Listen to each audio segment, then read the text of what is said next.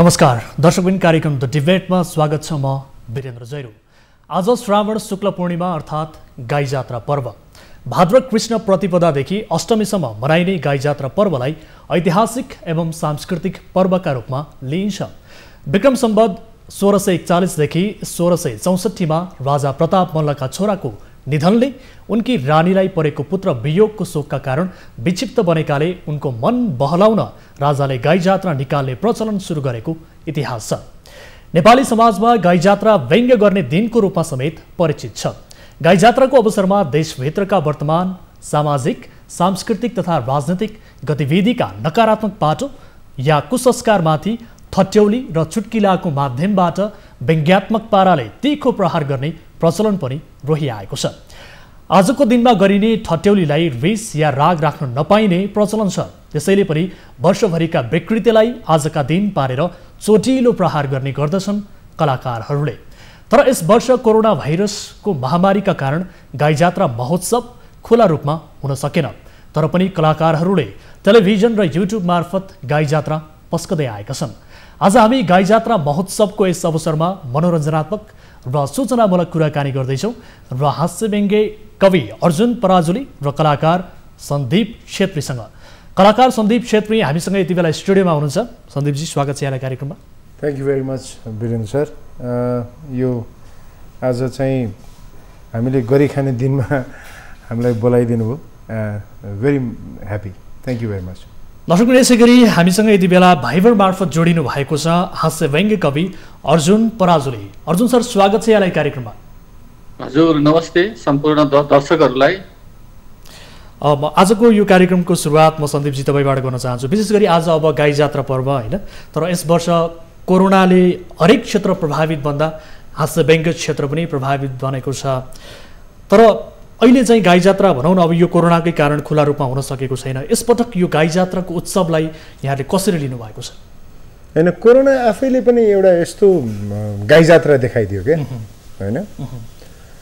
मलाई साँच्चीकै भन्नुपर्दा यो प्लेटफर्मबाट एउटा चिज भन्न चाहन्छु। जस्तो कोरोना भन्ने चिजलाई हामीले बडा पहिला सुरु कस्तो थियो भन्दाखेरि भयावह तरिकाले लियौँ। क्या हुन्छ नि, यो डेन्जर हो, एकजना मान्छेलाई सङ्क्रमण भयो रे भन्दाखेरि सबै लकडाउन भयो होइन। सबैजना मान्छेहरू झ्यालबाट बाहिर हेर्न पनि डरायो क्या। झ्यालबाट बाहिर हेरेर पनि आएर भित्र सेनिटाइजर लाउँथे होइन मान्छेहरू। बिस्तारै यो लकडाउन गरियो, लकडाउनको पालना पनि गरे, पिपल इन्जोयड इट है। ल लकडाउन छ है, घरमा बसौँ, ल ठिक छ, फ्यामिलीसँग बस्न पाइयो पनि भन्यो। त्यसपछि लकडाउन बिस्तारै खुल्यो, खुकुलो भयो। त्यसपछि मान्छे खुला हुन थाले। र मलाई अहिले एउटा कुरा कस्तो भन्दाखेरि चोट लागेको मान्छेलाई मात्रै त्यो चोटको पीडा वास्तवमा थाहा हुँदो रहेछ। एक्ज्याक्टली। मलाई अहिले यो कोरोनाले साँच्चीकै भन्दा एकदम अनेस्ट भएर म आज भनिरहेको छु कि यसले गरेको असरबाट म खासै त्यति हुन्छ नि, मलाई त्यसले व्यक्तिगत रूपमा खासै प्रभाव पारेको थिएन। तर जब मेरो जन्म ठाउँ वीरगञ्ज एउटा एपी सेन्टरको रूपमा परिवर्तित भयो, जब मैले फेसबुकमा मैले चिनेको अनुहारहरूलाई पनि चाहिँ कोरोना भयो भन्ने समाचारहरू पढ्न थालेँ र यस्तोसँग फैलियो, त्यसपछि चाहिँ विक्षिप्त भएँ म। त्यसपछि चाहिँ मलाई मन दुख्यो। अनि त्यसपछि चाहिँ लाग्यो कि होइन, के गरिरहेछ क्या सरकारले चाहिँ, हुन्छ नि, अब अरबौँ खर्च गरे भनेको छ होइन। तर सरकार आफ्नै गाई जात्रामा मस्त छ हेर्नुहोस् होइन। मलाई चाहिँ अनि ए बाबा के गरिरहेछौ होइन, त्यो ठाउँ जसले तिमीलाई जीवनभर कमाएर दिइरहेछ होइन, त्यो ठाउँ जसलाई गेटवे अफ नेपाल भनिन्छ, त्यो ठाउँ जसबाट चाहिँ सबभन्दा बढी ट्याक्स तपाईँ वसुलेर आउनुहुन्छ, अनि त्यो ठाउँलाई पर्दाखेरि बडा साइलेन्ट हुनुहुन्छ तपाईँ, हुन्छ नि। अहिले बैठक बसिरहेछ अरे, अनि उहाँहरू चाहिँ सुझाव के दिनुहुन्छ नि, मास्क लाएर हिँड्नुहोस् होइन, घरबाट बाहिर ननिस्किनुहोस्, व्यक्ति बिचको दूरी कायम राख्नुहोस् होइन। अब लकडाउन गर्ने कि नगर्ने अलिकति अझ यसो हेरौँ के हुन्छ, अनि पछि डिसाइड गर्छौँ भनेर बसिरहनु भएको छ। अनि यही हो त उपाय होइन। त्यसकारण मलाई चाहिँ अहिले के भन्न मन लागेको छ भने त्यो जीवनभर त्यो ठाउँले जसले सारा देशका निमित्त कमाएर खान दियो, त्यो ठाउँलाई दुखेको बेलामा अब चाहिँ शान्त भएर बस्यो, केही नभएको देख्दाखेरि चाहिँ साँच्चीकै गाई जात्रा चाहिँ त्यहाँ भएको देखेको छु। त्यस कारण यही प्लेटफर्मबाट यो कोरोनाबाट चाहिँ मृत्यु हुने जो कोहीको पनि आत्माले शान्ति पाओस् होइन भन्न चाहन्छु र यो चाँडै चाहिँ यसको केही ठोस कदमहरू निक्लियोस् क्या वीरेन्द्र। अब यति बेला कोरोनाको पीडा यो कहर त एकातिर छँदैछ, यहाँले पनि भन्नुभयो यति बेला पीडा कहर एकातिर छ र सरकारको गाई जात्रा अर्कोतर्फ छ। तर पनि यहाँहरूले कलाकारका हिसाबले एउटा हुन्छ नि, अब यहाँहरूको प्रस्तुति एउटा दर्शकलाई खुसी दिने यो अवस्थामा चाहिँ के छ? अब यो हेर्नुहोस्, मैले भने पोलिटिक्स भनेको एउटा यस्तो चिज रहेछ जसले हरेक चिजलाई छोएको छ क्या। तपाईँले माझ्ने मञ्जनदेखि लिएर त्यो मञ्जनमा राख्ने ब्रसदेखि लिएर सुतेको खाटदेखि लिएर टेक्ने कार्पेटदेखि लिएर हिँड्ने चाहिँ त्यो टायलदेखि लिएर ऐनादेखि लिएर अनि यसरी दाँत मार्दै मार्दै धारा चलाउनु चाहिँ त्यो टुटीबाट ननिक्लिने पानी, त्यो सबैसँग पोलिटिक्स रिलेटेड रहेछ क्या होइन। उहाँहरू त हाम्रो भाग्य विधाता हुनु नि त होइन, तर उहाँहरूको अब काम देख्दाखेरि अनि आफैलाई यो फुटेको भाग्य हो भन्ने कुरामा हामी विश्वस्त छौँ। अब के भन्नु। ठिक छ, म तपाईँसँग केही बेरमा आउँछु। अर्जुन सर, म तपाईँतर्फ आउन चाहन्छु। विशेष गरी आज अब गाई जात्रा भनौँ न, अब हरेक वर्ष हर्षोल्लासका साथ यो गाई जात्रा मनाइने भए पनि यस वर्ष भने कोरोनाका कारण केही प्रभावित बनेको अवश्य पनि छ। यस कुरालाई तपाईँले कसरी लिनुभएको छ? यो गाई जात्राको उत्सवलाई तपाईँले कसरी हेरिरहनु भएको छ? अब गाई जात्रा मात्रै होइन, अहिले सबै जात्राहरू रोकिरहेका छन्, एउटा खाने जात्रा बाहेक। यो सब हाम्रो देशमा चाहिँ यो एउटा सरकार छ, जनताको लागि छैन। त्यो भ्रष्टाचारीहरूको लागि छ अनि नचाहिँदो गर्नेहरूको लागि छ। अब अहिले जस्तो अब कालो सूचीमा परेकाहरू त्यस्तो मान्छेहरूको लागि छ सरकार छ त्यतापट्टि, तर जनताको लागि चाहिँ अहिले सरकार छ जस्तो देखिँदैन। सबभन्दा ठुलो गाई जात्रा त यही नै हो र सबभन्दा ठुलो गाई जात्रा हाम्रो सरकारले, हाम्रो सरकारको पार्टीले नै गरिरहेछ। त्यसो भएर अब यो गाई जात्रा भएन अहिले सानो के अरे भन्ने कुरा चाहिँ हो जस्तो लाग्दैन। तर अब कलाकारहरू जुन साँच्चैका कलाकारहरूले चाहिँ अहिले गाई जात्रा त्यति राम्रोसँग गर्न पाएका छैनन् जस्तो देखिन्छ। अब विशेष गरेर अब जहिले पनि अब हास्य व्यङ्ग्य भनौँ अथवा गाई जात्रा भनौँ, यो राजनैतिक कुराहरूमा भएको विकृति विसङ्गतिलाई नै तपाईँहरूले प्रहार गर्ने एउटा चोटिलो माध्यम पनि बनाउनु भएको छ। यस वर्ष यो जुन सिचुएसन यति बेला देशमा चलिरहेको छ, यो सिचुएसनलाई हेरेर तपाईँको केही त्यस्तो किसिमको सृजनात्मक कविहरू तपाईँले बनाउनु भएको छ, कविताहरू केही छ त्यस्तो? त्यो त अब स्वाभाविकै हुने नै भइगयो, अहिले पछि नै हुन्थ्यो, अहिले पनि हुन्छ। अहिले झन् बेजोड तरिकाले आइरहेको केही टुक्राहरू सुनाऊ अहिले? हजुर प्लिज सुनाउन सक्नुहुन्छ। मान्छे क्वारेन्टाइनमा पहिल्यै मर्छ, मान्छे क्वारेन्टाइनमा पहिल्यै मर्छ, रिपोर्ट पछि आउँदै गर्छ, रिपोर्ट आउन्जेल त पर्खिदिनु नि, सरकारलाई कस्तो अप्ठ्यारो पर्छ। अब त्यस्तै अब यहाँ हाम्रो सरकारलाई अहिले त सबैले सरकारलाई सघाउनु पर्छ भनेछ होइन। अब मैले पनि एउटा सरकारलाई सघाउनको लागि सबै जनतालाई एउटा आह्वान गर्न चाहन्छु अर्को एउटा टुक्रामा। भ्रष्टाचार गर्नुहुन्छ, भ्रष्टाचार भयो भन्नु हुँदैन। भ्रष्टाचार गर्नुहुन्छ, भ्रष्टाचार भयो भन्नु हुँदैन। सानो मुख ठुलो बोली पढी जान्ने बन्नु हुँदैन। सक्छौ भ्रष्टाचार गर, सक्दैनौ देखेको नदेखे गर, तर तिमीले गर्न सकेनौ भन्दैमा सक्नेले पनि नगर्नु भन्ने छ र? क्या वाह वाह वाह वाह। यस्तै हो। हजुर ठिक छ। अब विशेष गरी सरकारको कुरा मैले सरकारको तर्फबाट समर्थन गर्दै जनतालाई आह्वान गरेको हो। ठिक छ, गजब छ। अब विशेष गरी सामाजिक विकृति व्यथिति विरुद्ध हास्य व्यङ्ग्य भनौँ अथवा गाई जात्रा भनौँ, यो दुवै विधिबाट एउटा लड्नको लागि चाहिँ एउटा परिवर्तन गर्नको लागि गाई जात्राको र यो भनौँ न अब विशेष गरी हास्य व्यङ्ग्यको भूमिका चाहिँ कस्तो रहँदै आएको पाउनु भएको छ यहाँले विगतदेखि अहिलेसम्म? अब यो सुरुमा त यो अब गाई जात्राको जन्म चाहिँ मेरो विचारमा पीडालाई बिर्साउनको लागि जुन पीडित परिवारभित्रको जुन पीडा छ त्यसलाई चाहिँ अब बिर्साउनको लागि एउटा एक खालको बनेको जस्तो हाम्रो यो नेवार भनौँ न मल्लहरूको कसको पालादेखि अब सैद्धान्तिक कुरा मलाई त्यति धेरै थाहा छैन आएको जस्तो लाग्छ।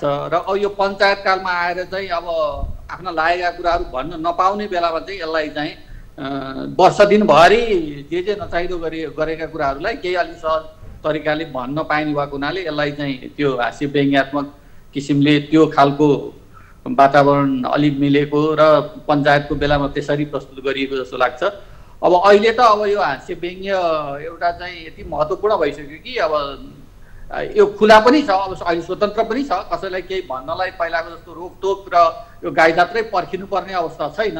तैपनि त्यो पहिलेदेखिको यो अहिले गाई जात्राको एउटा पर्व जस्तो यो हास्य व्यङ्ग्यको भएको चाहिँ मेरो विचारमा यो चाहिँ परम्परालाई धानेको मात्रै हो भन्ने लाग्छ। अब यो हास्य व्यङ्ग्यको लागि अहिले सबै अब टेलिभिजनदेखि लिएर अरू खालका उसमा अब भइ नै राखेका छन्, अब दैनिक कार्यक्रमहरू आइ नै राखेका छन्। अब यसमा पहिलाको जस्तो यो गाई जात्रै पर्खिनुपर्ने अवस्था चाहिँ छैन, तर पनि यो पहिलेको परम्परालाई अहिले धान्नको लागि यो विशेष यो बेलामा चाहिँ यस्ता कार्यक्रमहरू हुन्छन् भन्ने एउटा धारणा अझै पनि बाँकी छ जस्तो लाग्छ।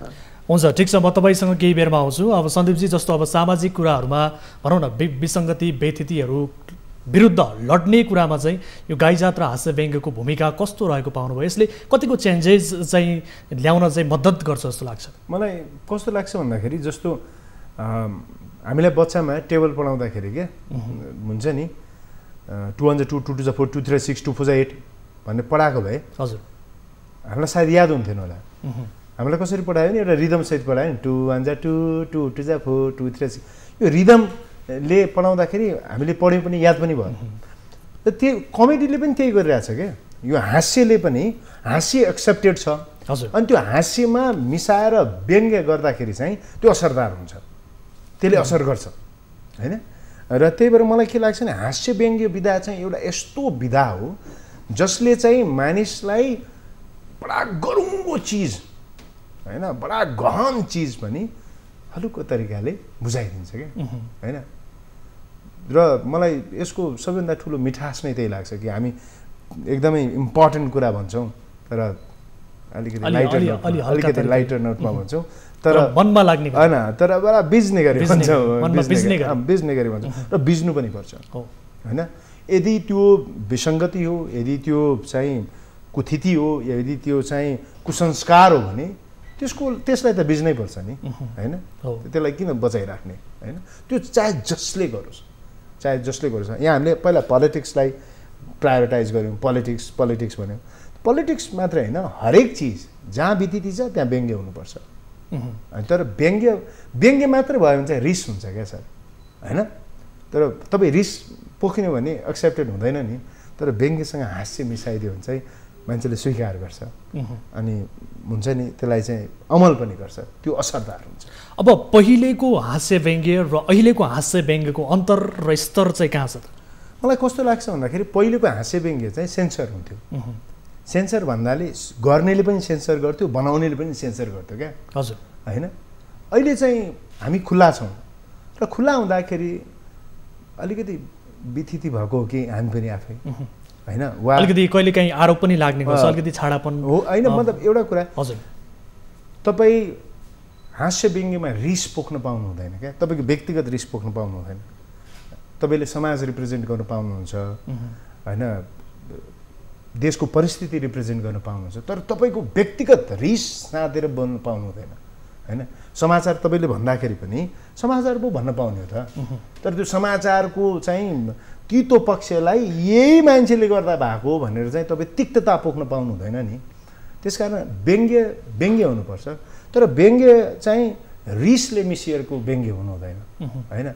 यहाँ चाहिँ कस्तो भन्दाखेरि अब मान्छेलाई जसलाई रिस उठ्यो त्यसलाई सोच्दै नसोचिकन जे पनि भन्दै भयो क्या हैन, सोच्दै नसोचिकन जे पनि भन्दै भयो। फेरि अहिले यो टाइप गर्ने आएको छ नि हैन, यस्तो सजिलो छ, टक्क यसरी मग उठायो के आएछ यसलाई एउटा गाली लेखिदिउँ भनेर त्यसरी लेखिदिने वा कमेडी गर्ने बाहनामा पनि त्यसरी गरिदिँदाखेरि चाहिँ मजा आउँदैन त्यो हो। अर्जुन सर, जस्तो अब यही कुरा म यहाँलाई पनि सोध्न चाहन्छु, विशेष गरी तपाईँ लामो समयदेखि हास्य व्यङ्ग्यको क्षेत्रमा हुनुहुन्छ, हास्य व्यङ्ग्य कवि हुनुहुन्छ। तपाईँले अहिलेको हास्य व्यङ्ग्य जुन छ यो नयाँ पुस्ताले गरिरहेको र पहिले यहाँहरूले गरिरहनु भएको र यसलाई तपाईँहरूले दिइरहनु भएको निरन्तरताको फरकपन चाहिँ के पाउनु भएको छ? पहिले कस्तो थियो र अहिले कस्तो थियो छ भन्नुभयो तपाईँ? हजुर, एक्ज्याक्टली। त्यो त अब व्यक्तिमा फरक पर्छ। पहिला चाहिँ के हुन्थ्यो भन्दाखेरि सबैले हास्य व्यङ्ग्य गर्न पनि सक्दैनथे, त्यसमा अब बन्धन थियो, त्यो गर्नलाई पनि छोपिएर गर्नु पर्थ्यो। अब त्यो खालको थियो। त्यसो हुँदाखेरि चाहिँ धेरै कम यसमा लेखिने अब त्यस्तो खालको थियो भने अब अहिले चाहिँ सबैले अब सामान्य मान्छेहरूले अब जसले पनि आफ्नो आफ्नो किसिमले अब प्रत्येक व्यक्ति अहिले पत्रकार भएको छ, समाचार वाचक भएको छ होइन। त्यसो भएको हुनाले त्यो धेरै एकदम जसले पनि आफूलाई लागेको कुरा तुरुन्तै अहिले भन्ने किसिमको एउटा बन्यो। त्यसमा त्यो अब कसैले व्यङ्ग्यात्मक रूपले भन्ला, कसैले सिधा भन्ला। तर के चाहिँ हो भने अब हास्य व्यङ्ग्य भनेको त्यो लागेका कुराहरू व्यङ्ग्यात्मक अथवा त्यसरी भन्दैमा त्यो हास्य व्यङ्ग्य भइहाल्छ भन्ने होइन हुन्छ जस्तो मलाई लाग्दैन। फेरि अब कति भए हुने, कति भए नहुने, कुन स्तरको हुने, कुन स्तरको नहुने भन्ने पनि त्यो कसैले छुट्टिने पनि कुरा होइन। तर के भन्दाखेरि अब जति धेरै यसलाई चाहिँ एक्सर्साइज गरिन्छ, अभ्यास गरिन्छ र त्यही लेख्ने प्रयास गरिन्छ। अब यो हास्य व्यङ्ग्य भनेको चाहिँ यस्तो हो कि जनताका कुराहरू जहाँ पुर्याउनु पर्ने हो ती मान्छेहरू कहाँ रमाइलोसँग बुझिने गरी पुर्याउने एउटा माध्यम हो। अब यसमा विभिन्न हुन्छ। अब कसैले चाहिँ अब कलाकारहरूले आफ्नै किसिमले आफ्ना हावाहु अब नाटकीय रूपले गर्छन्, कविहरूले चाहिँ अब नाटकीय रूप केही पनि देखाउन सक्दैनन्, उनीहरूले शब्दले गर्छन्। त्यसका आफ्ना आफ्ना स्तरहरू छन्, आफ्ना आफ्ना तरिकाहरू छन्। तर के चाहिँ हो भनेदेखि अब तर त्यसमा अझै पनि हास्य व्यङ्ग्य भनेको अझै पनि एउटा वर्ग यस्तो पनि छ कि हास्य व्यङ्ग्य भनेको महिलाहरूलाई अपमानित गर्ने हो अथवा एउटा कुनै पनि जाति उसलाई उनीहरूलाई पनि नराम्रो किसिमले हुने गरी प्रस्तुति दिने हो, अरूलाई होच्याउने हो भन्ने जुन खालको मान्यता अझै पनि धेरै मान्छेहरूमा देखिन्छ। अब हामीले सबैतिर हेर्दाखेरि यो उसमा हेर्दाखेरि त्यो तपाईँहरू पत्रकारहरूले पनि देख्नुहुन्छ होला। त्यो कुरा होइन। हास्य व्यङ्ग्य भनेको यस्तो चिज हो जुन लेख्नलाई पनि एकदमै उत्कृष्ट लेख्नको लागि एकदमै गाह्रो पनि छ। किन भन्दा एउटा मात्रै जस्तो रुवाउने मात्रै कुरा लेख्नलाई पनि सजिलो होला र हँसाउने मात्रै कुरा लेख्नलाई पनि सजिलो होला। तर यो चाहिँ हास्य व्यङ्ग्य भनेको चाहिँ यो हँसाउने र रुवाउने दुवै कुरालाई जोडेर गर्नुपर्ने हुनाले यो अझै गाह्रो, राम्रोसँग यसलाई लेख्ने हो भने यो गाह्रो कुरा पनि हो र सबभन्दा प्रभाविलो, सबभन्दा इफेक्टिभ जनताले बुझ्नलाई र त्यो जुन विकृतिलाई हान्ने हो, जुन विकृति गर्ने मान्छेहरू कहाँ पुर्याउनु पर्ने हो, उसले पनि राम्रोसँग चाहिँ बुझ्ने किसिमको एउटा सबभन्दा इफेक्टिभ माध्यम चाहिँ यो हो भन्ने। अब पहिलेका दिनमा गरिने हास्य व्यङ्ग्यले ठ्याक्कै पार्ने प्रभाव ठ्याक्कै पर्ने हुन्थ्यो, त्यसमा सेन्सर पनि हुन्थ्यो कतिपय कुरामा। तर अहिलेका दिनमा भने सेन्सर छैन, केही पनि छैन, तर त्यसले समाजमा पार्ने प्रभावमा चाहिँ केही कमी आएको हो के लाग्छ यहाँलाई?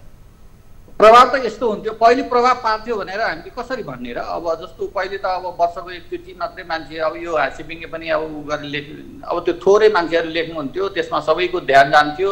यस्तो हुन्छ नि तपाईँले अब यो एकदम चुनिएका कुराहरू कुनै निश्चित ठाउँमा मात्रै पाउनुहुन्छ भने अब त्यसको महत्त्व बढी जस्तो फिल हुन्छ। अब अहिले त तपाईँ जहाँ पनि अब तपाईँ टेलिभिजनमा हेर्नुहोस् त्यही हास्य व्यङ्ग्य गइराखेका हुन्छ। अब कविताहरू लेख्नेहरूले लेखिरहेका हुन्छन्, किताबहरू निस्किरहेका हुन्छन्। अब अहिले त फिल्महरू समेत अब हास्य व्यङ्ग्यलाई आधार बनाएर बनाएका छन्।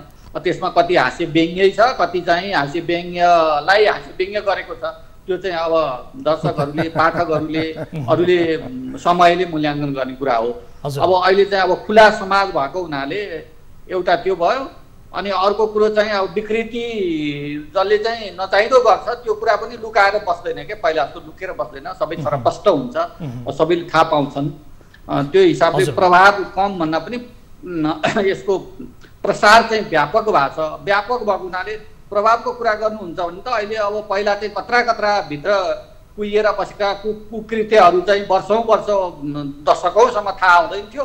अहिले तपाईँ एक सेकेन्डमा नचाहिँदो गरेको कुरा सबै थाहा हुन्छ। त्यसकारण अब यो प्रभाव त त्यो बेलाभन्दा अहिले जन्मिन्छ। तर अब तपाईँले विशेष गरी तपाईँले पनि हास्यव्यङ्ग्य गरिरहँदा अब राजतन्त्र फाल्ने आन्दोलनमा तपाईँको पनि महत्त्वपूर्ण भूमिका रह्यो भनिन्छ। देशभरका जनतालाई विशेष गरी ऊर्जा दिने काम तपाईँको कविताले गर्यो भन्ने पनि छ। कसरी सम्झने हुन्छ विशेष गरी ती क्षणहरूलाई तपाईँले? होइन भन्ने पनि होइन, अब त्यो हो नै हो। जति बेला चाहिँ अब आन्दोलन सात दलहरूले राजाको विरुद्धमा आन्दोलन सुरु गर्न खोजेका थिए त्यो बेला अब सडकमा कोही मान्छे नै उपस्थित हुँदैन थियो। त्यो बेला चाहिँ अब कृष्ण पहाडीहरूको भाषण अब र त्यसमध्येको मेरो पनि अब कविताहरू होइन। अब सायद त्यो बेला आन्दोलनमा नेपालमा सबैभन्दा बढी प्रत्यक्ष रूपमा आन्दोलनको मात्रै कुरा गर्दाखेरि नेपालभरि सबैभन्दा धेरै ठाउँमा र सबभन्दा धेरै कविता पढ्ने म नै होला सायद, होइन जस्तो लाग्छ मलाई। किनभने म त्यति 4 वर्षसम्म फुल टाइमरै थिएँ म, होइन। अब कृष्ण पहाडीको भाषण र अब हामीले अब यस्तो बेला थियो त्यो भनौँ न अब कविताको प्रभाव, अब त्यो मान्छे जम्मा पार्न सबभन्दा पहिला कविता पढेपछि मान्छे हुरुर वरिपरि जम्मा हुन्थे अनि त्यसपछि अरूहरूले भाषण गर्थे, होइन। त्यो अवस्था थियो। र अब गिरिजाप्रसाद कोइराला, माधव नेपाल, अब झलनाथ खनाल, अब भनौँ न सात दलका सबै अमिक शेरचन्ददेखि अब नारायणमान विद्युतीय जस्ता सबै नेताहरू भुइँमा बसेर अनि हामी मञ्चबाट कविता सुनाउँथ्यौँ। अब त्यस्तो बेला थियो। अब त्यसको प्रभाव कस्तो पर्यो भन्ने त कुरै होइन, त्यो प्रभाव त अवश्य पर्यो। ठिक छ सन्दीप सर, जस्तो अब अहिले अब ठ्याक्कै म चाहिँ सबैभन्दा पहिला चाहिँ मैले भन्ने मौका पाइरहेको थिएन, तर यो भनिहालौँ। म सबैभन्दा पहिला चाहिँ अर्जुन सरलाई नमन गर्न चाहन्छु, होइन। किन भन्दाखेरि हामीले साँच्चीकै तपाईँले जसरी भन्नुभयो एउटा व्यवस्था परिवर्तन गर्नको निमित्त जसरी उहाँको एउटा अग्रणी भूमिका थियो नि, त्यसको लागि चाहिँ र त्यसको लागि मात्रै होइन, उहाँका प्रत्येक कृतिले चाहिँ एउटा सिरिङ्ग पार्ने काम गर्छ, होइन। त्यसको लागि चाहिँ म सबैभन्दा पहिला उहाँलाई नमन गर्न चाहन्छु, होइन। र फेरि होइन उहाँसँग बसेर मैले हास्यव्यङ्ग्यलाई परिभाषा गर्ने मेरो औकात त होइन, होइन। मैले साँच्चीकै भन्नुपर्दा उहाँ बसेको प्लेटफर्ममा म बस्न अलिकति सुहाउँदैन पनि, तर होइन होइन ठिकै हो। किन भन्दाखेरि सत्य कुरा के हो भन्दाखेरि उहाँले कविता भन्दाखेरि गिरिजाप्रसाद कोइरालादेखि लिएर ठुला चाहिँ नेताहरू मञ्च मुनि बसेर सुन्थे र उहाँ मञ्च माथि बसेर कविता भन्नुहुन्थ्यो भने मैले उहाँसँगै चाहिँ अहिले भनौँ न उहाँको अगाडि परिभाषा गर्ने त मेरो हैसियत रहेन। तर यो माहौल बनाइदिनुको भएकोमा तपाईँलाई चाहिँ धेरै धेरै धन्यवाद। यही अवसरमा एउटा कविता सुन्ने हो उहाँको। अब म चाहिँ एकदमै सर तपाईँको त्यति बेला सबैभन्दा बढी जनताले रुचाएको कविता चाहिँ यति बेला हामी आम दर्शकहरूलाई सुनाउन चाहन्छौँ। अब म त्यो हिसाबले तर पनि म यहाँ खोज्छु है। हजुर म चाहिँ अब अहिले त्यो बेलाको कविता पढ्नुपर्छ भनेर तयार भएको त होइन, तर पनि म तपाईँलाई यहाँ हेर्छु। त्यो बेलामा पढेको मध्ये एउटा सबभन्दा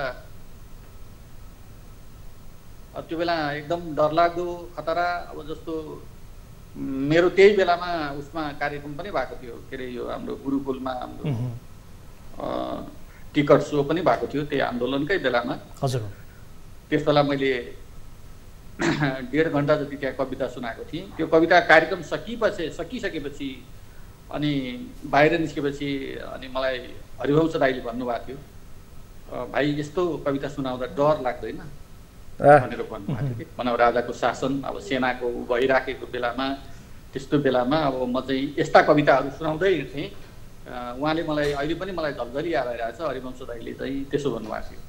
र त्यो बेलाको एउटा त्यो लेभलको कविता होइन। अब त्यो अब समय अहिले त सुहाउँदैन होला सायद। तपाईँले त्यो बेलाको भन्नुभयो, म त्यो सुनाऊ प्लिज। के गर्ने अहिलेको जस्तो सन्दर्भ त मिल्दैन होइन। त्यही पनि जङ्गबहादुरसँग पुनर्मिलन भन्ने मेरो एउटा कविता त्यो बेलाको धेरै सुनाइएको मध्ये म अहिले यो सुनाउँछु। यसको हेडिङ हो जङ्गबहादुरसँग पुनर्मिलन। पुन्टे भुन्टे बसन्ते र सन्ते तिमीलाई व्यापारमै व्यस्त छ भन्थे, अनि कोत पर्वको दोस्रो संस्करण निकाल्न कसरी भ्यायौ जङ्गबहादुर तिमी आयौ वाह अनुहार पनि सर्लक्कै फेरिएछ अनुहार पनि सर्लक्कै फेरिएछ यता हामीलाई सन्तै छ अनि उताको हाल खबर के छ किन काटेको जुगा काटेछौ घोडा पनि हेलिकप्टरसँग साटेछौ अनि घडेरी कहाँ कहाँ किन्यौ जङ्गबहादुर मलाई चिन्यौ वाह गजब यो चाहिँ अब अझै बाँकी छ यो म यसमा अझै स्पष्ट पार्न खोजेको यो चाहिँ जङ्गबहादुर र म त्यो बेलामा साथी थियौँ अनि बिचमा धेरै समय जङ्गबहादुर हरायो र जब जङ्गबहादुर फेला पर्यो अनि त्यति बेला मैले जङ्गबहादुरसँग गरेको समारोह अब त्यति बेला वास्तवमा दुब्ला थियौ मोटाएछौ हजुर दुब्ला थियौ मोटाएछौ उमेर पनि सर्लक्कै घटाएछौ जङ्गबहादुर मरे भनेर धेरैले हल्ला पनि गरे तिमीलाई सबलाई देखेपछि हल्ला गर्नेहरू डल्ला परे घोडाबाट लड्यौ कि क्या हो मुन्टो पनि बाङ्गो बाङ्गो लाउँछौ जङ्गबहादुर अनि म कहाँ कहिले आउँछौ गजब गजब कुकुर पालन व्यवसायमा नयाँ कदम चालेछौ नेपाली कुकुर पाल्न छोडेर विदेशी कुकुर पालेछौ खुसी लाग्यो कुकुरै भए पनि चिन्न थालेछौ त्यस रात अरूका कुकुरहरू भुकिरहे तिम्रो कुकुरले भाषण दियो जुन रात सहरमा कुकुरहरूको ट्यालेन्ट सो थियो जङ्गबहादुर अनि तिम्रो छोराले एसएलसी दियो कुकुरलाई साङ्लाले डोर्याएर मर्निङ वाकमा जाने श्लोक तिम्रो मात्रै होइन तिम्रा बाको पनि थियो कुकुरलाई साङ्लाले डोर्याएर मर्निङ वाकमा जाने श्लोक तिम्रो मात्रै होइन तिम्रा बाको पनि थियो तिमीले डोर्याएको कुकुर पनि काटी कुटी तिम्रा बाको जस्तै देखियो यो कुकुर पनि उही हो कि क्या हो ल्याप्चे परीक्षण गर्यौ जङ्गबहादुर अनि तिमीले डिबी भर्यौ वाह ल अब भन्नुपर्दा जङ्गबहादुरलाई डिबी भराएर जस्तो अब मैले सोध्न चाहेको विशेष गरी अब तपाईँका अब जेलमा पनि राजाहरू बिक्रीमा छन् लगायतका कविताहरू निकै चर्चित कविताहरू हुन् राजतन्त्रको समयमा विशेष गरी यस्ता कविताहरू भन्दा तपाईँलाई डर लाग्दैन थियो साँच्चीकै मैले पनि यो प्रश्न गरेँ डर लागेको भए यस्तो कविता पढेर हिँड्दैन थिएँ मलाई के लाग्यो भने म जन्मेर एक दिन मर्छु हजुर तर यत्रो ठुलो परिवर्तन भनौँ न एउटा जनताको लागि देशको लागि यत्रो चाहिँ भनौँ न एउटा मात्रै परिवारले यो देश खाइरहेछ भने कम्तीमा त्यसलाई साझा सबैको बनाइदिन पाइन्छ भने एउटा ज्यान कुनै ठुलो कुरो होइन भन्ने हामी त्यो निर्णय पुर्याएको थियौँ र हामीले कृष्ण पहाडी दाई र मैले यो पनि सल्लाह गरेका थियौँ कि यो देशमा राजतन्त्र रहँदैन कि हामी रहँदैनौँ हामी त्यो बेलामा हामी त्यो स्थितिमा थियौँ हजुर ठिक छ अब म तपाईँसँग केही बेरमा आउँछु सन्दीपजी जस्तो कोरोनाले यति बेला हास्य व्यङ्ग्य क्षेत्रमा पनि थप मसला थपेको एकदम यस्तो हेर्नुहोस् मलाई चाहिँ कस्तो लाग्यो भने यो मलाई मेरो चाहिँ वैदेशिक यात्राहरू थिए हजुर म आफ्नो पीडा पनि पोख्दैछु र अमेरिकामा कार्यक्रम गरेर आइसकेपछि हङकङ मकाउ जापान कोरिया र लन्डनमा प्रोग्राम थियो अब एकदम रेडी अब जाने भनेर दिमागमा हिसाब पनि भइसक्यो त्यहाँबाट आउँछ भने हिसाब पनि भइसकेको छ हेर्नुहोस् है फेरि अनि उहाँ अमेरिकाबाट फर्केर आइसकेपछि अब कोरोना बिस्तारै म फर्केर आएँ अनि कोरोना पनि फैलिन थाल्यो हेर्नुहोस् बिस्तारै फैलिँदै गएपछि एउटा प्रोग्राम क्यान्सल भयो अर्को प्रोग्राम क्यान्सल भयो यो प्रोग्राम क्यान्सल भयो त्यो प्रोग्राम क्यान्सल भयो हुँदा त्यो सबै प्रोग्राम क्यान्सल भयो हजुर क्यान्सल त ठिकै छ होइन भएको त्यो क्यान्सल हुनुभन्दा अगाडि एडभान्स लिएको हुन्छ नि अनि त्यो एडभान्स अब फिर्ता गर्नु पर्यो हेर्नुहोस् अब कति लिएको छ भने पनि थाहा छैन फेरि अब त्यो बेलामा कहाँ अब हुन्छ नि अब भइगयो अब भाइ ल हुन्छ ल है ल ल ल भनेको छ अब उहाँहरूले फोन गरेर अब फेरि आफूलाई रेगुलर कार्यक्रम गराइदिरहने हाम्रो चाहिँ अर्गनाइजर साथीहरू हुनुहुन्छ उहाँहरूलाई अब होइन नि त त्यो कहाँ हुन्छ म दिन भन्नु नमिल्ने कस्तो गाह्रो अनि त्यसपछि उहाँहरूले ल तपाईँलाई भाइ भेट्न आउनुहुन्छ है भनेर भन्यो अनि मैले सोचेको साँच्चै कति थियो भने यति ल फिर्ता गर्दा म पछि चाहिँ मलाई आफैलाई एकदमै धनी फिल भयो हेर्नुहोस् सत्य भनेको यसो हेरेको संसारको कोही धनीले पनि पैसा कमाएर हिँड्छ अनि मैले पनि कमाएको छैन सब बराबर कोरोनाले चाहिँ एउटा गजबको शिक्षा दियो सर कि न रङ्ग न जात न भाषा न धर्म न धनी न गरिब न अहोदा होइन केही पनि हेर्दो रहेछ यो कोरोनाले प्रत्येक मानिसलाई बराबर तरिकाले ट्रिट गरे जस्तै हजुर प्रत्येक मानिसले अर्को मानिसलाई त्यसै गरी ट्रिट गरेको भए क्या गजब हुन्थ्यो एक्ज्याक्टली हामीले त छुट्याउन थाल्यौँ नि त होइन फेरि हाम्रो कस्तो छ भन्दाखेरि म यो हाम्रो संस्कार पनि गजबको छ क्या यो होइन हामीलाई बच्चैदेखि सिकाइयो ठुलो रुखको ओतलाग है बाबु हेर्नुहोस् ठुलो रुखको ओतलाग हामीलाई सिकाइएन कि त आफै ठुलो रुख हुनुपर्छ भनेर हामी चाहिँ आफू ठुलो रुख हुन सकिँदैन भन्ने पहिल्यै भइगयो अनि ठुलो रुख कहाँ छ बाबु त्यतातिर ओत्लाएर भन्ने ठुलो रुखमा बसेर चराले हगे पनि ठिकै छ अब यो ठुलो रुखको चरा हो भनेर पुछ्यो होइन ठुलो रुखमा चाहिँ त्यो झुसिल किरा आएर यसरी जिउमा छिरेन कहाँ यो सानो रुखको हो र ठुलो रुखको हो भनेपछि मलाई चाहिँ त्यस्तो लाग्यो हजुर तर यो कोरोनाले चाहिँ सबैलाई ठुलो रुखलाई पनि सानो रुखलाई पनि अनि झारलाई पनि पातलाई पनि सबलाई ट्रिट बराबर गर्यो यो कोरोनाले जसरी हामी सबैलाई बराबर ट्रिट गरेको छ त्यसै गरी सबैले सबैलाई बराबर ट्रिट गरिदियो भने कुनै पनि समस्या हुँदैन अब जस्तो एउटा अर्को महत्त्वपूर्ण कुरा जस्तो आम नेपालीहरूले अन्य समयभन्दा यो गाई जात्राको समयमा चाहिँ हाँस्य व्यङ्ग्यलाई अलिकति बढी महत्त्व दिनुको कारण चाहिँ के पर्नु भएको छ किन भन्दाखेरि हेर्नुहोस् तपाईँ आमालाई सधैँ माया गर्नुहुन्छ नि होइन हजुर आमा भन्ने शब्द भनेको एक मात्र सत्य हो आमा मात्रै सत्य हो अनि विश्वास पिता हो होइन किन आमाले भन्दै हो नि तेरो बाउ यो हो भनेर अनि सत्य भनेको आमा आमालाई तपाईँ सधैँ माया गर्नुहुन्छ नि त होइन तर आमाको जन्मदिन आमा हेर्ने आमाको मुख हेर्ने दिन बडा प्रियपूर्वक तपाईँ मनाउनुहुन्छ त्यस्तै हो गाई जात्रा हुन त हाम्रो 366 दिन नै गाई जात्रा चलिरहेछ तर त्यही बखतमा पनि अब है ल है अब कतिपय मानिसहरू छन् क्या अब हाम्रो बोली पनि बोल्दै हुन्थ्यो यसले होइन हाम्रो आवाज पनि बोल्दै हुन्थ्यो यसले ल अब आओस् होइन अब घोचोस् भनेर सायद पर्खेर बस्या हो कि होइन हुन त अघि सरले भनिसक्नुभयो कि पहिलाको जस्तो सीमित मान्छेले मात्र व्यङ्ग्य गरेर बसेका छैन किनभने माध्यम थोरै थियो मानिसहरू थोरै थिए लेख्ने मान्छे थोरै थिए प्रस्तुत हुने मान्छे थिए अहिले त सबैजना आफैमा व्यङ्ग्यकार हुनुहुन्छ होइन र मलाई के लाग्छ भने यो समय चाहिँ अलिकति सबैले कुरेर किन बसेको भन्दा यसले विशेष भएकोले नै होला एक दिन जहाँ चाहिँ सबैले आफ्नो भावना पोख्न पाउँछन् र तपाईँले अघिको कार्यक्रमको सुरुवातमा गजब मिठो कुरा भन्नुभयो के सर कि आज भनेको दिन कुरालाई चाहिँ मनमा लिनु पाइँदैन होइन भनेर तर म भन्छु मनमा चाहिँ लिनुहोस् होइन मनमा चाहिँ लिनुहोस् भन्न चाहन्छु हुन्छ म केही बेरको ब्रेक पश्चात यहाँहरू दुवैजनासँग फेरि पनि जोडिन्छु दर्शकबिन कार्यक्रम द डिबेटमा छौँ र आजको डिबेटलाई हामीले विशेष गरी मनोरञ्जन अलिकति दर्शकहरूलाई बाँड्ने कोसिस हामीले गरिरहेका छौँ र यो जारी रहनेछ केही क्षणको ब्रेक पश्चात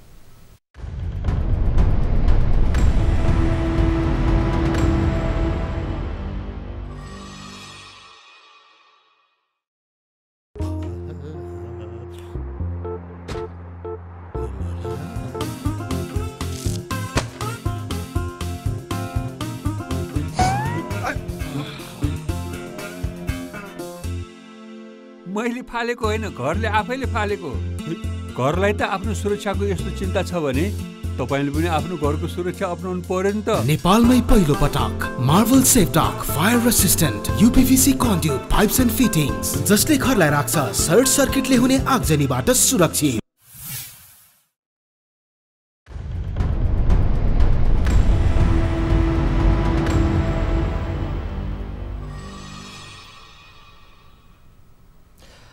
दर्शक कार्यक्रम डिबेटमा पुनः स्वागत छ। छोटो विश्राम पश्चात र आजको डिबेटलाई विशेष गरी हामी मनोरञ्जनात्मक बनाउने भरपूर कोसिस गरिरहेका छौँ, किनभने आज गाई जात्राको अवसर छ र यस अवसरमा हामीसँग यति बेला कलाकार सन्दीप छेत्री हाम्रो स्टुडियोमै हुनुहुन्छ भने हामीसँग भाइबर मार्फत प्रत्यक्ष रूपमा हास्य व्यङ्ग्य कवि अर्जुन पराजुली जोडिनु भएको छ। म यहाँहरू दुवैलाई पुनः स्वागत गर्न चाहन्छु कार्यक्रममा। Thank you. जस्तो अब सन्दीपजी, म फेरि अब विशेष गरी हुन त अब यो विषय प्रसङ्ग आइहाल्यो, अर्जुन सरले पनि अघि बताउनु भयो कि हास्य व्यङ्ग्य विशेष गरी कसैको जातिगत कुरासँग होस्, कसैको वेशभूषासँग पनि ठोक्किन गए अथवा त्यो एउटा इन्टेन्सनली हुन गए त्यसले गलत अर्थ राख्छ भनेर यहाँले पनि विशेष गरी अब वाट द फ्लपमा मिठाई लालको भूमिका निर्वाह गरिरहँदा केही कुरा आएको थियो, केही आरोप आएको थियो, हुन त त्यो इन्टेन्सनली थिएन, यसलाई कसरी लिने? होइन, एउटा कलाकारले चाहिँ चरित्र निभाउने बेलामा त्यो चरित्रको नजिक पुग्न सक्नु वा त्यो चरित्रलाई निभाउनको निमित्त त्यस्तो हाउभाउ गर्नु वा त्यसको चरित्रभित्र पुग्नको निमित्त भरमग्न कोसिस गर्नु उसको दायित्व हो। हजुर। त त्यो गरिराख्दाखेरि हामीले विचार पुर्याउनु पर्ने कुरा के भन्दाखेरि, जस्तो मैले भनौँ न म बाराक ओबामा भन्ने कोसिस गरेँ भनेपछि तपाईँको रङ्गको बाराक ओबामा हुँदैन, होइन, अलिक फरक रङ्गको बाराक ओबामा हुन्छ भनेपछि त्यो क्यारेक्टरसँग नजिक बन्ने कोसिस मात्रै हो। र त्यो चरित्र गरिराख्दाखेरि कुनै पनि तरिकाले जाति, भाषा, धर्म, संस्कृति र विश्वासमा ठेस पुग्न चाहिँ हुँदैन, होइन। कमेडीमा बडा राम्रो भनाइ छ क्या, you can push the boundaries but you can cross the boundaries, होइन। अनि ह्युमर र ह्युमिलेसन बिचमा बडा हेयरलाइन डिफरेन्स छ। So I have always tried, मैले मेरो जीवनमा मेरो करियरमा I have always tried to maintain that humour and humiliations. यद्यपि हुन्छ नि, अब मेरो कोसिस चाहिँ जहिले पनि त्यही रहन्छ। जस्तो अब यो केसमा पनि भनौँ न, जुन किसिमको आरोप यहाँलाई लाग्यो यसमा तपाईँले हुन त तपाईँले बताइसक्नु भएको छ, यो अलिकति बााउन्ड्रिज क्रस नै थियो अथवा के थियो? तपाईँले चाहिँ व्यक्तिगत रूपमा के लाग्छ? मलाई यसो लाग्छ, मेरो व्यक्तिगत तवरले भन्नुपर्दा चाहिँ एउटा कुरा कस्तो नि, वीरगञ्ज र मधेस, मलाई पाटनको कुनै क्यारेक्टर वा पर्वतको कुनै क्यारेक्टर गर्नु पऱ्यो भने अध्ययन गर्नुपर्छ, किन भन्दाखेरि त्यो क्यारेक्टरको नजिक पुग्नको लागि। मलाई वीरगञ्जको मान्छे वा तराईको मान्छे क्यारेक्टर गर्नको निमित्त चाहिँ भिजेको होइन, म हो, होइन। मलाई मधेसी बन्नु पर्दैन किनभने म मधेसी हो, होइन। र त्यसकारण मैले जहिले पनि मैले भन्ने गरेको छु, जस्तो तपाईँ मैले भने नि, जस्तो अहिले वीरगञ्जलाई दुखिरहेको छ, सबभन्दा बढी मलाई चित्त दुखिरहेको, अनि मलाई कोरोना छ भन्ने कुरा चाहिँ अब फिल भयो साँच्चीकै भन्नुपर्दा, किनभने पहिलाबाट लाइटर नोटमा लेखिरहेको थिएँ क्या, होइन। तर जब आफूलाई जब मलाई वीरगञ्जका मैले चिनेको मान्छेहरू, मेरो दाई, मेरो काका, मेरो फुपू, मेरो फुपा, होइन, मेरो चाहिँ बड्का बाबु जसलाई भन्थेँ, उहाँहरूलाई चाहिँ त्यो भइराख्दाखेरि चाहिँ मलाई आफैले चाहिँ अब कोरोनाको प्रेजेन्स फिल भयो, होइन। त्यसकारण त्यो ठाउँ, त्यो माटो मैले महसुस गरेको ठाउँ हो, त्यसलाई दुख्दाखेरि मलाई असाध्यै दुख्छ र मेरो कारणले केही गरी त्यहाँ दुख्यो भने मैले क्षमा माग्नुपर्छ, एक नम्बर कुरा। तर मैले जहिले पनि भनेको छु क्या, म संसारको कुनै पनि ठाउँमा गएँ, धेरै ठाउँमा गएँ म, होइन। तपाईँलाई पनि हुन्छ होला त्यस्तो, त्यो बच्चालाई एउटा गाली गर्नुहोस्, त्यो खुर्र दौडेर आफ्नो आमाको काखमा जान्छ, किन भन्दाखेरि उसको आमाको काख त सबभन्दा सुरक्षित ठाउँ लाग्छ नि। वीरगञ्ज मलाई त्यस्तै लाग्छ। त्यसकारण आमासँग तपाईँ मजाक गर्नुहुन्छ, रमाइलो गर्नुहुन्छ, तर आमाको मजाक उडाउनु हुँदैन, त्यो कुरामा म एकदमै सचेत हुन्छ। अब जस्तो यहाँले पनि बताउनु भयो, हुन त देशमा 12 महिना गाई जात्रा चलिरहेको छ, यो अवस्थालाई हेर्ने हो भने कलाकारहरूका लागि 12 महिना बजार सुरक्षित हो त? एकदम सुरक्षित छ। नेपाल जतिको सुरक्षित ठाउँ कमेडियन गर्नलाई केही पनि छैन। हजुर, हेर्नुहोस्, हामी हेर्नु न, जस्तो नीति नियम बनाएका मान्छेहरू जति पनि हेर्नुहोस्, तपाईँहरूको न्युज च्यानलबाट देखिन्छ क्या त्यो, होइन। मास्क लगाउनुपर्छ भनेको मान्छेहरू चाहिँ जति पनि ठुला नियम बनाउने मानिसहरू जब आफ्नो गाडीबाट निस्किरहनु हुन्छ, मास्क छैन, होइन, मास्क छैन, होइन। अनि व्यक्ति बिचको दूरी कायम गरौँ भनेको छ, कानमा बसेर मिटिङ गरिरहेको छ, होइन। त्यसले छोड्दैन, छोड्यो भने त खानुपर्छ है, जसरी पनि छुटाउनुपर्छ भन्ने कुरा चलिरहेको छ अहिले, हेर्नुहोस्, होइन। अब खै उहाँहरूले पहिले भ्याक्सिन लिइसक्या हो कि उहाँहरूबाट चाहिँ नसर्ने हो कि उहाँहरूलाई असरै नहुने हो कि अनि फेरि मलाई एउटा गजबको कुरा लाग्यो कि एउटा नियम आएको छ फेरि 60 वर्ष पुगेका मानिसहरू घरभित्रै बस्नुहोस् प्राय बाहिर ननिस्किनुहोस् भनेपछि उहाँहरू चाहिँ किन बाहिर निस्किया भने उहाँहरू पनि त 60 प्लस हुनुहुन्छ उहाँहरू चाहिँ किन निस्किया होइन फेरि पोलिटिक्समा चाहिँ के हुँदो रहेछ भने 50 कटिसी रमाउला गानामा चाहिँ 40 कटिसी रमाउला हो पोलिटिक्समा चाहिँ 50 कटिसी रमाउला अनि अब अहिले त पोलिटिकल पार्टीहरूमा युवा नेतै 50 वर्षका छन् होइन युवा नेता 50 वर्षको 60 भनेको त वयस्क जवान एकदम छिटो नेता हुन्छ त्यस कारण यो नियम चाहिँ उहाँहरूलाई लागु हुँदैन जस्तो लाग्छ। त्यस कारण मलाई के लाग्छ भने नेपाल यस्तो ठाउँ हो जहाँ हामी यति कन्टेन्ट पाउँछौँ भनेर साध्य छैन। ठिक छ, अब अर्जुन सर म तपाईँतर्फ आउँछु यही कुरालाई लिएर। विशेष गरी देशमा जहिले पनि गाई जात्रे यो संस्कारको महत्त्व रहिरहनु कतिको सही हो? जात्रे फेरि भन्नु त के भन्नुभयो? जुन किसिमको यो गाई जात्रे संस्कार नेपालमा रहिरहेको छ यो जबसम्म रहन्छ तबसम्म सही हो त?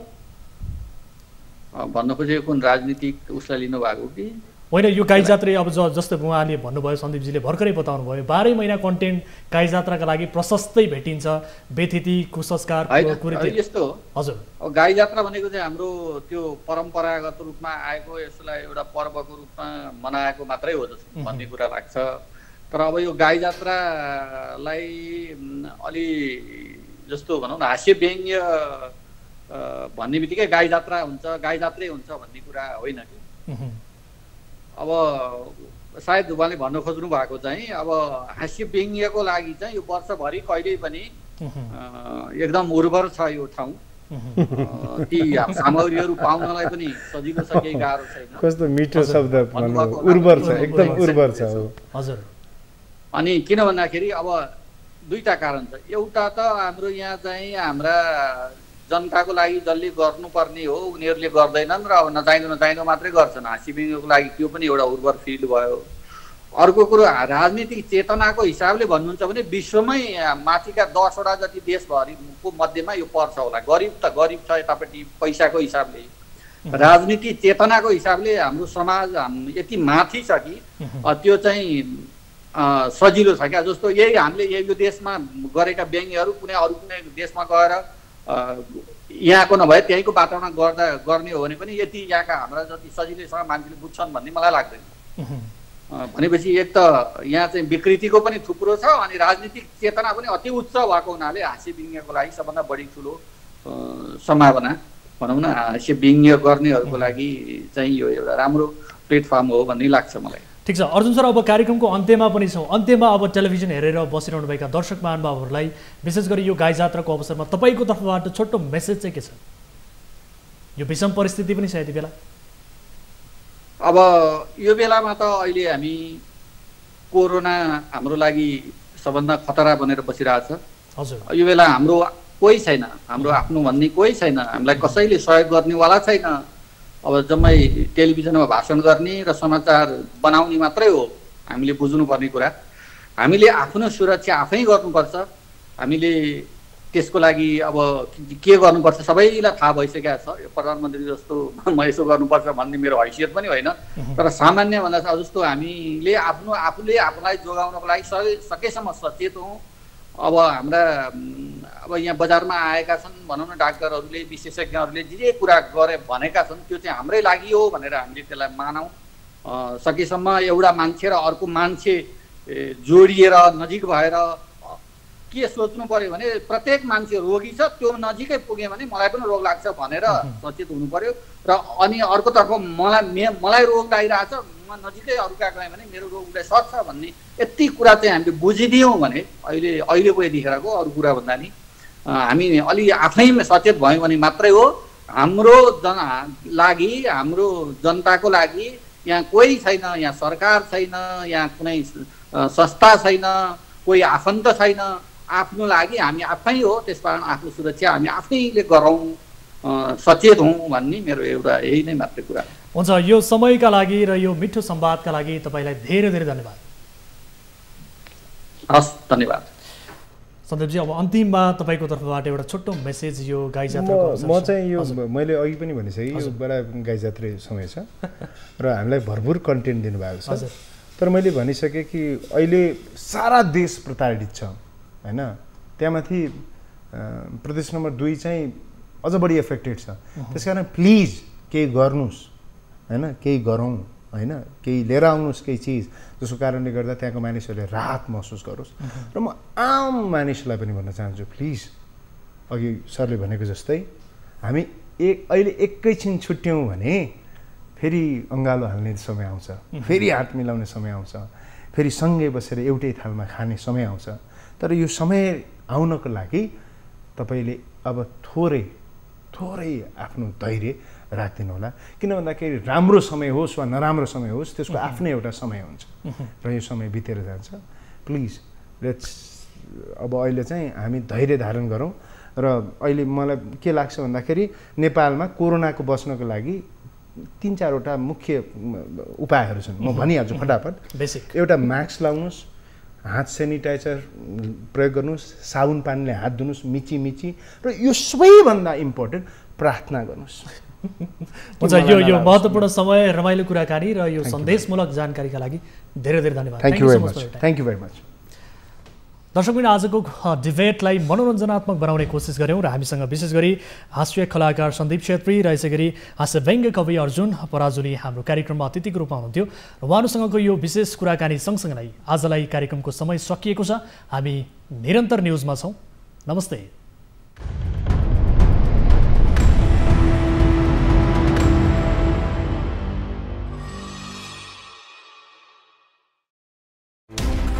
कोरोनाले सिर्जना गरेको संकटमा पल पलका न्यूज अपडेट र हर क्षेत्रको कभरेजका लागि न्यूज 24 नेपाल युट्युब च्यानललाई सब्स्क्राइब गर्नुहोला।